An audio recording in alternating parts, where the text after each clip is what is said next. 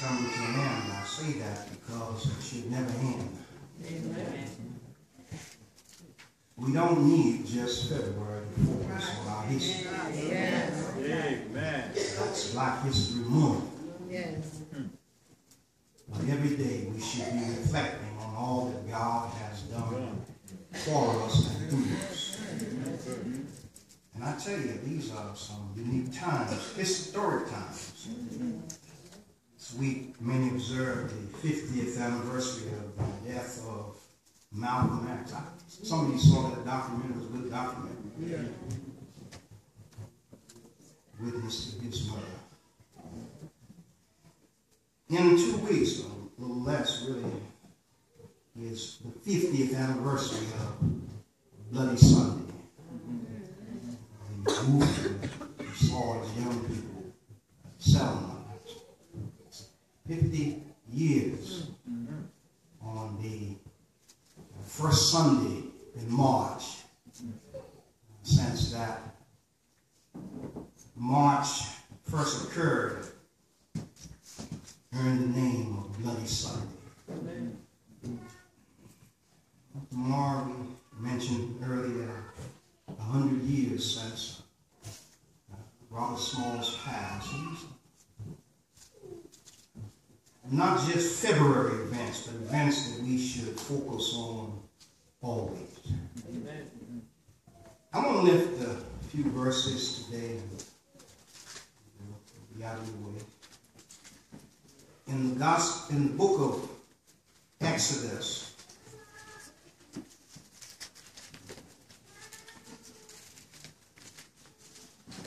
fifth chapter.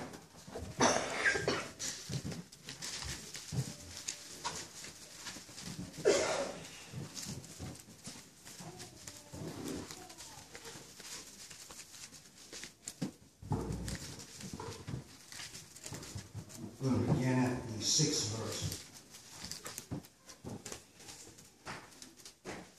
Me, your pastor, tried to share from this thought previously.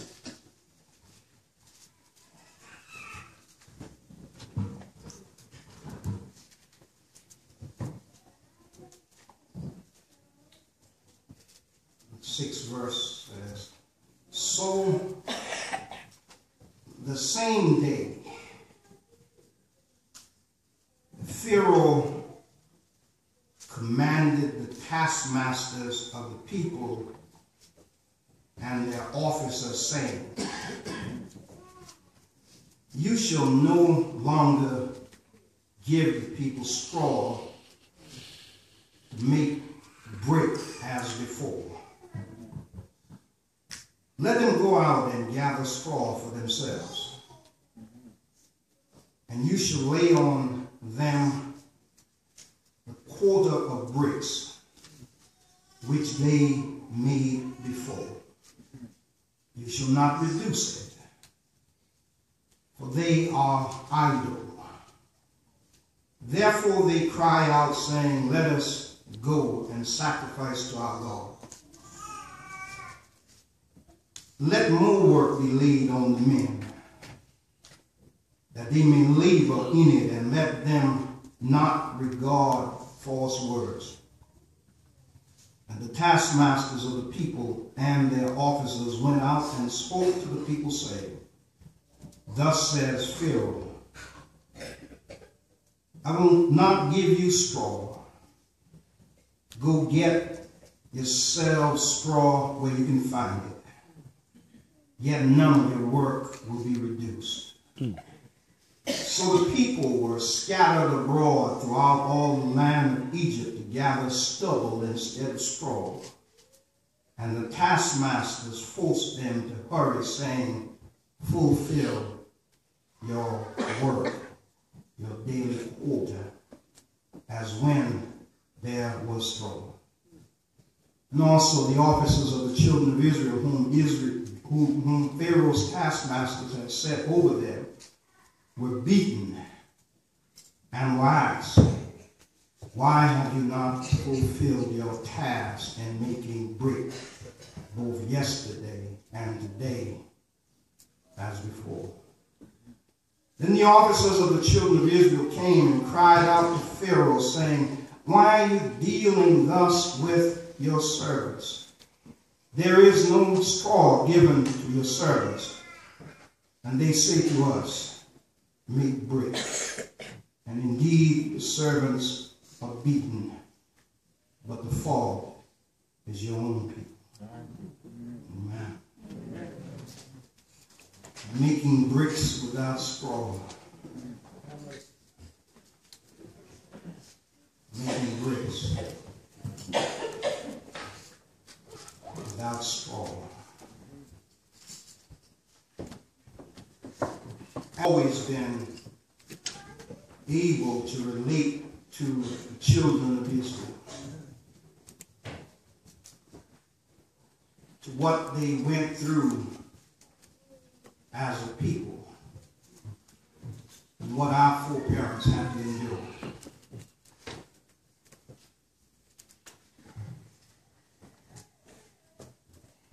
In this vivid passage, we see the children of Israel still in bondage. They were slaves. They had to bear their burdens in the heat of the day. One of the tasks that they had to perform was to make bricks. And then on one occasion, as the people began to say that they wanted to go and worship their God, the officer said that they are nothing but idols, shiftless, lazy. And so they said, what we need to do is that we need to start providing them with the straw that is needed to make the brick. The clay alone would not hold together, but the straw was integrated in the mixture, and it held the brick together and gave it its firmness. The straw was provided for the children of Israel. But now just to be mean, just to be hard, just to be callous, so let us no longer provide the straw. Let them go out and find straw for themselves. But let us demand the same amount of production that they have produced in the past. And you see them now going out gathering straw and still trying to make brick and still trying to keep up with their quota. And then as they fell short, because there were just not enough hours in the day, they were beaten. And they cried out, "Why are you being so hard on us?" We know how they felt, because so often our foreparents had to make brick without straw. Amen.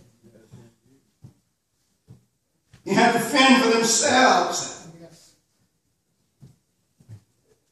advance, and produce just as much as others produced, and still no straw.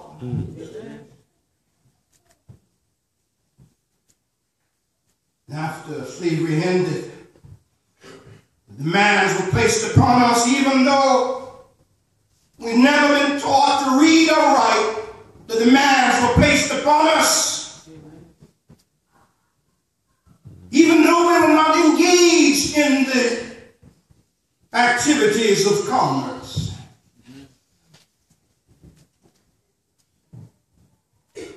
And yet, we have to produce.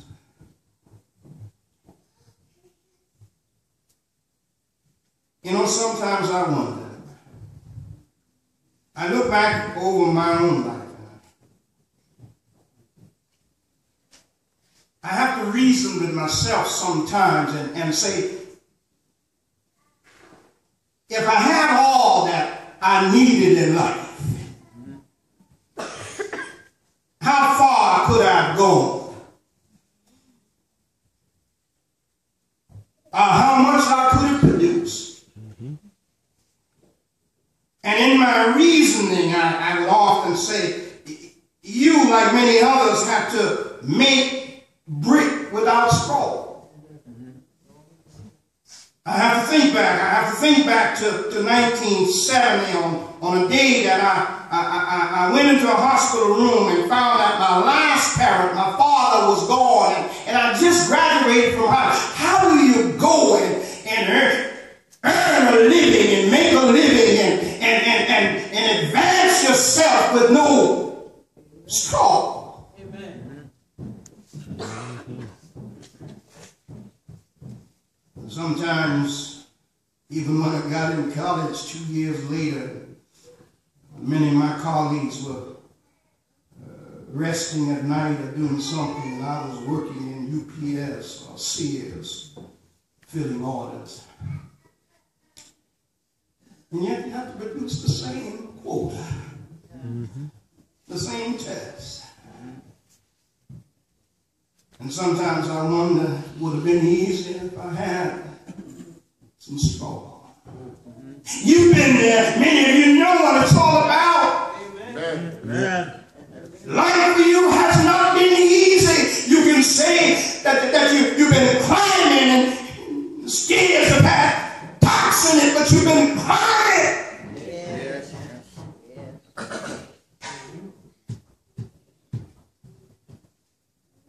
This week was a challenging week with us in Columbia and in the state. Last week we left Columbia with the challenge of one of our historic colleges had been sentenced to death.